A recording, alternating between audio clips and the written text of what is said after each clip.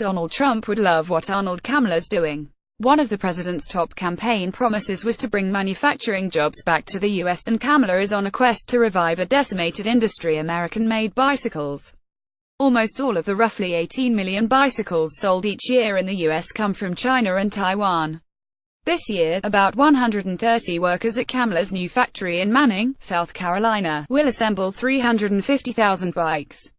In just 3 years since the 200,000-square-foot factory opened, Kamler's company, Kent International Inc., has become the biggest U.S. bike maker under its Bicycle Corporation of America brand. Trump has repeatedly threatened to impose high tariffs on imports from China and Mexico. A similar strategy worked swimmingly for Kamler's thriving European counterparts. More than half of the 20 million bikes sold in Europe last year were made there, and European bike makers say heavy tariffs protected the industry and jobs.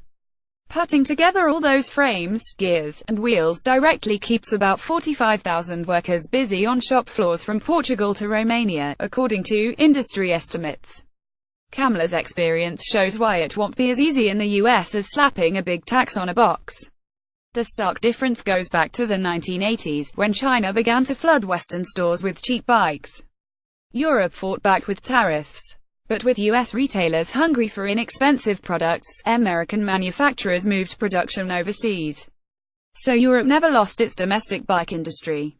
The U.S. did. What to expect from NAFTA 2.0 negotiations? Quick take scorecard. Kamler's family has been in the bike business for 3 generations, long enough to see U.S. manufacturing soar, then wobble and practically disappear. Initially, the family largely served as middlemen, supplying retail stores with bikes either made in America or imported. By the 1970s, more than 15 million bicycles were produced domestically per year, the biggest modern bike-making boom in the U.S. More than 1 million of those were built in the Chicago factories of Schwinn Bicycles Inc. Every plant was at or over capacity, said industry consultant Jay Townley, a former executive at Schwinn. Schwinn supported tariffs during the 1950s and 1960s, then flipped its position in 1971, arguing against them for the next 3 decades. The company's reversal was prompted by its decision to move production overseas, Townley said. Doral Industries Inc., which acquired Schwinn's parent company in 2004, didn't respond to requests for comment. In 1979, Kent also started producing its own bikes at a factory in New Jersey but couldn't afford to compete with Chinese-made products. In 1991, the company closed its factory and continued selling imports. That's still the heart of the business. Kamler expects to import 2.6 million units from China this year for retailers. Kent's total revenue will reach $230 million this year, up from $215 million in 2016, he said. Bike frames moved down an assembly line. Europe's bike makers were chugging along, making roughly 12 million units annually, when the threat from China arose. They cried foul, suspecting the Chinese government was providing subsidies such as cheaper free equipment, energy, and property. Some of our competitors in China make money on the subsidies, said Marino Fioravanti, Secretary General of the European Bicycle Manufacturers Association.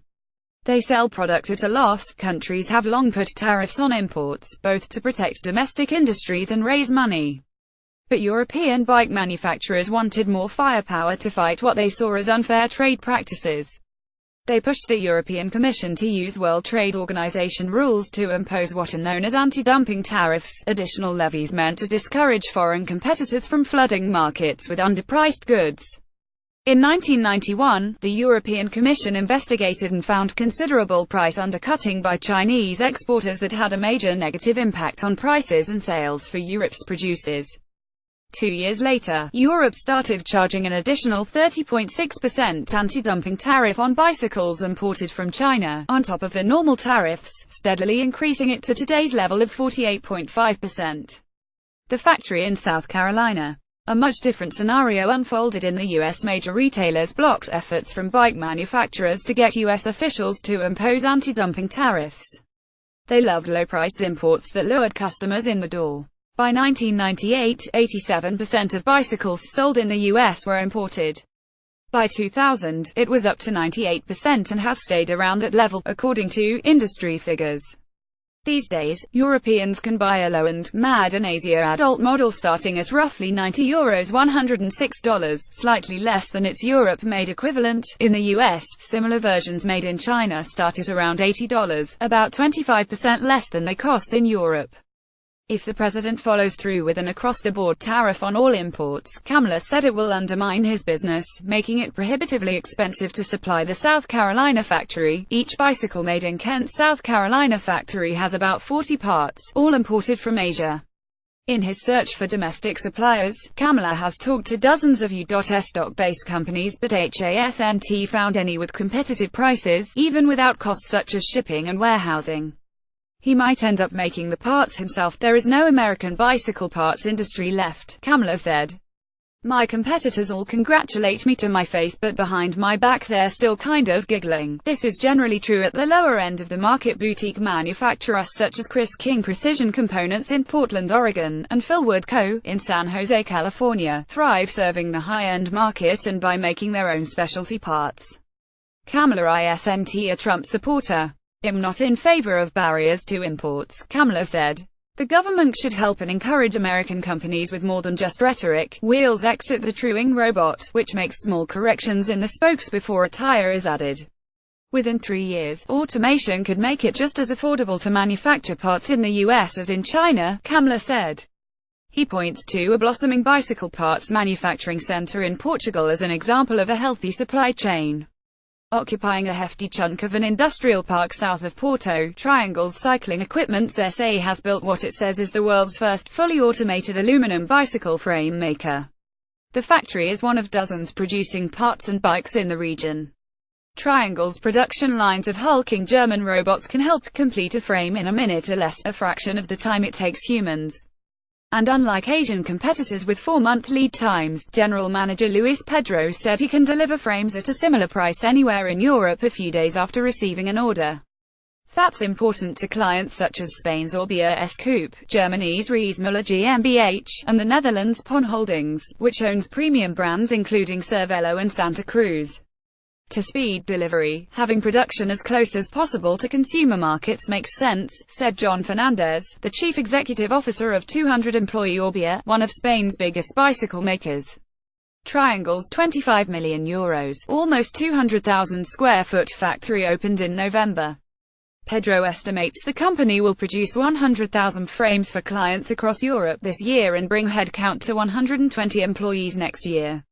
We are in a low-cost country with skilled engineers, in a location surrounded by other bike companies, aluminum suppliers, and easy access to the rest of Europe, said Pedro, noting these factors are crucial for an industry. There's this whole nirvana of we are going to make everything in our country, said Will Butler Adams, managing director of Brompton Bicycle Limited, which has been making folding bikes in London since its founder hatched the business in his South Kensington apartment in 1975. It's not so simple as Mr. Trump makes out. An employee carries a folded Brompton bicycle outside the company's factory in London. Brompton expects to sell 50,000 bikes this year, up from 44,500 in 2016. Last year the 240-employee company spent £1.65 million $2.1 million outfitting an 86,000 square foot factory in West London. You've got to create the knowledge, the engineers, a demand through the infrastructure, Butler Adams said. Politics is so short-term, and manufacturing, as a sector, is so long-term. Kent was able to spend $10 million on its South Carolina plant because it had a ready customer. Walmart Stores Inc. wanted domestic bikes as part of its pledge to buy an additional $250 billion in products made, assembled, or grown in the U.S. by 2023. Walmart bought 220,000 of Kent's South Carolina-made units last year and will buy 280,000 this year, Kamler said. A few weeks ago, Kent started making 2,000 bicycles a month for a high-tech bike rental service and expects to increase that to 10,000 per month in November. Kamler wants to eventually assemble 1 million bikes annually, making frames and forks in-house, which means more investment in automation and labor. He would grab business from importers, but he needs to get his costs down for it to work. He's losing money on domestic production now but expects to be in the black next year. We're not counting on the Buy American thing, Kamler said. We're not counting on the consumer to say, oh yeah, I'll pay more for the product because it was made here.